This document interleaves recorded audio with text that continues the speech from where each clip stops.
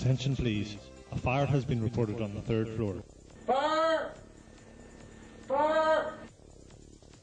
Warnings such as these may be the only indication that there is a fire in your building. How you respond will affect your chance of surviving a real fire. People behave in a variety of ways when they become aware of an alarm. They may think that it's another false alarm or test. They may wait for further information. They may go and investigate. They may seek friends or colleagues. They may stop whatever they are doing and leave via the nearest available exit. In almost all circumstances, only that last action should be undertaken. Fire and smoke can spread rapidly, particularly when fire doors are defective or wedged open, and it is vital that people respond correctly. All buildings must have fire action notices at strategic locations. These give an outline of what people should do. Details of the fire action card for this building will be given after the presentation.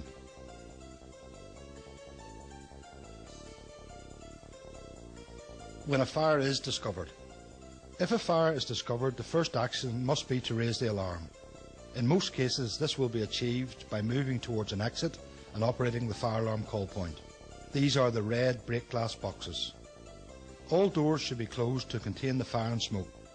Unless the fire is small, it is recommended that firefighting is not attempted. Use of firefighting equipment. This should only be attempted if the fire is small. The alarm has been raised, the individual is confident in the selection and use of equipment, and they are in a position to escape if the fire gets out of control. The successful use of equipment will depend on its selection and the nature of the fire. The firefighting equipment provided in this building will be that deemed to be most suitable for the risks involved. The colour coding of extinguishers has changed in recent years to meet EU requirements for standardisation throughout Europe. Extinguishers having the older colour code do not require replacement until the end of their service life. The identification, selection and use of extinguishers will now be discussed. Water extinguishers. These are normally the largest extinguishers in a building and are coloured red. They will normally be found in exit routes adjacent to fire doors, and in multi-storey buildings should be in similar locations on all floors. Water extinguishers may be used on solid fuels, for example wood, paper, plastics and furniture. They must not be used on burning fats or oils, live electrical equipment or metal fires. The pin should be withdrawn from the extinguisher. The tag, shown here in green, has not been broken, and this gives an indication that the extinguisher has not been tampered with. Before approaching the fire, the extinguisher should be tested by squeezing the trigger to determine if it is operating correctly. This will also give an idea of the distance that firefighting can commence.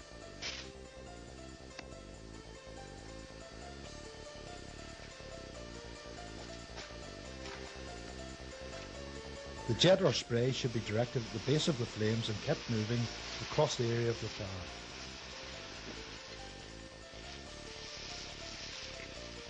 Hot spots should be sought out after the main fire is out.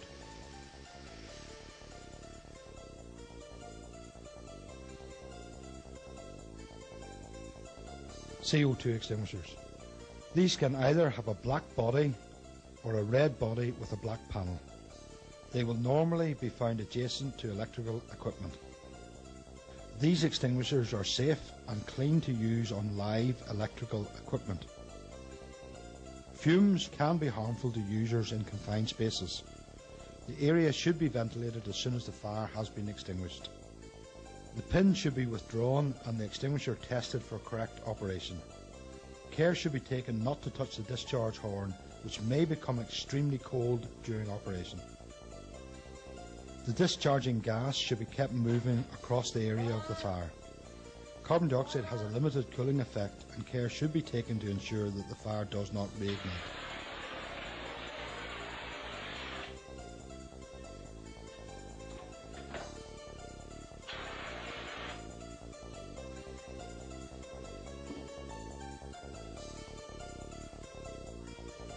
Care should be taken to ensure that burning contents are not dispersed due to the high pressure of the gas.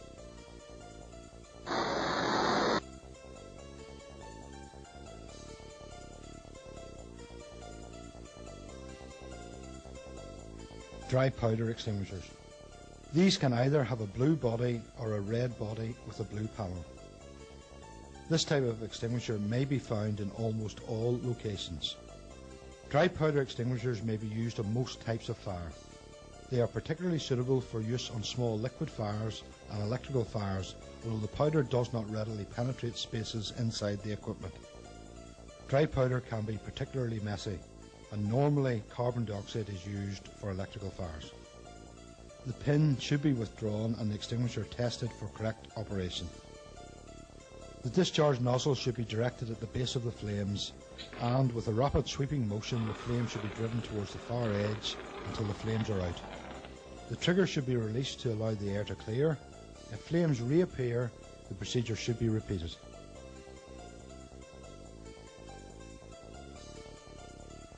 Foam extinguishers. These can either have a cream body or a red body with a cream panel.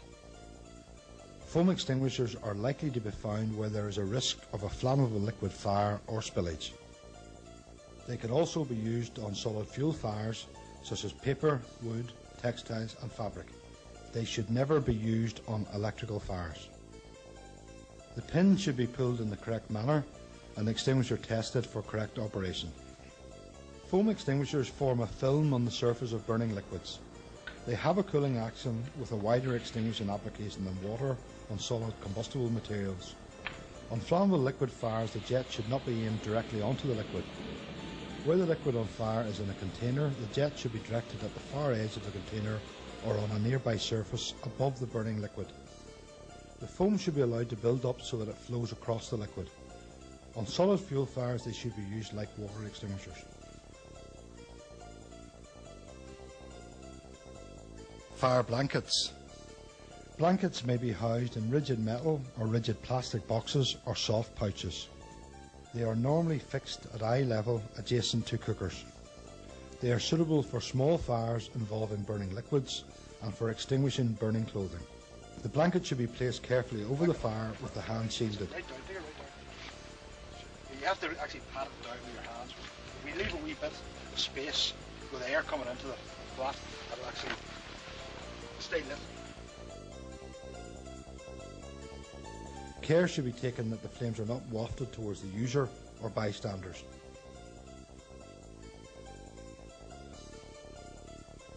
Hose reels. Hose reels may be enclosed in a cabinet or exposed. They are normally located adjacent to the end of escape corridors or occasionally within stairwells. Hose reels must not be used unless the user has received specific training. They are suitable for solid fuel fires, including paper, wood, textiles and fabric.